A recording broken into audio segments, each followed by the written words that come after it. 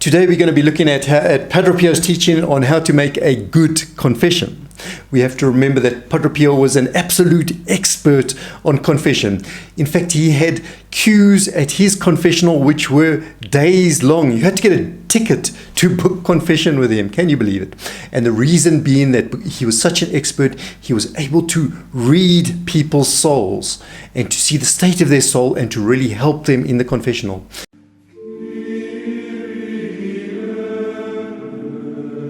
Welcome to our YouTube channel, Following Padre Pio, where we look at the miraculous life of Padre Pio, the Capuchin monk.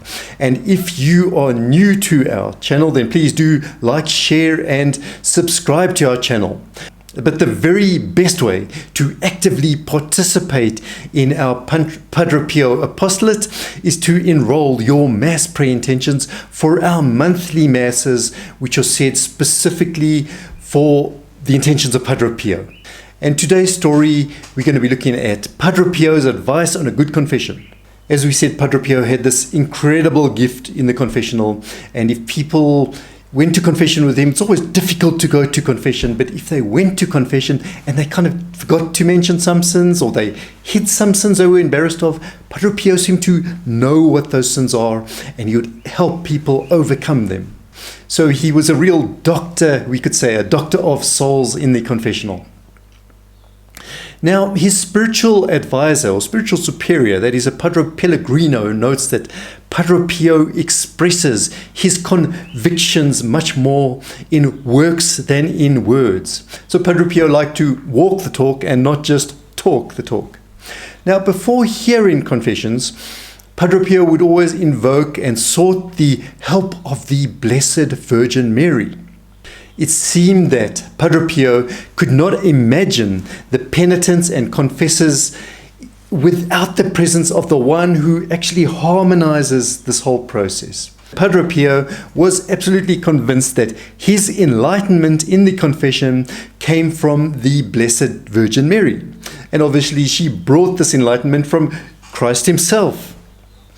So Padre Pio considered, in a way, in fact, that he was a slave of Our Lady, and he attributed to her the fruits of his works in the confessional, and considered that only prayer obtained the merits with her continuous assistance. So it's a combination of those two things, prayer and the assistance of Our Lady.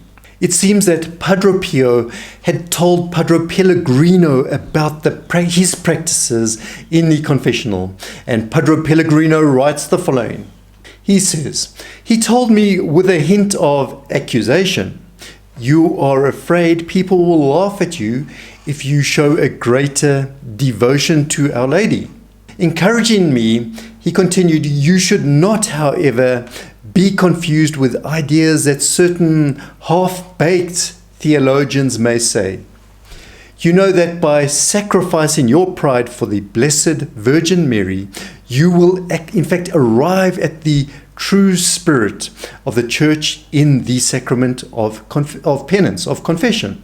And that was Padre Pio's secret, we may say. 'I hope to see you in the future confessions,' he concluded. Now, what kind of confessions, Padre Pio would ask, do we make if we don't ask Our Lady for the grace to distinguish good from evil, or the grace of knowing how to conduct a good examination of conscience,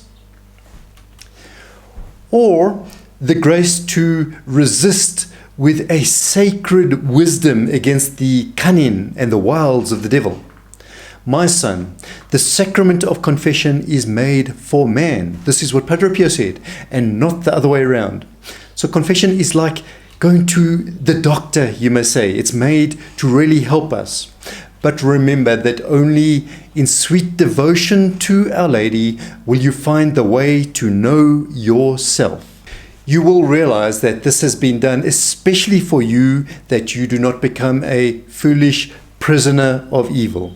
So that is why confession is being given to us, so that we can break out of the chain of evil, we may say. I do not lament the many non-Catholics who do not have the privilege of going to confession so much as the Catholics who do not confess properly. So next time we prepare for our confession, which is always very, very difficult because we overcoming our pride there.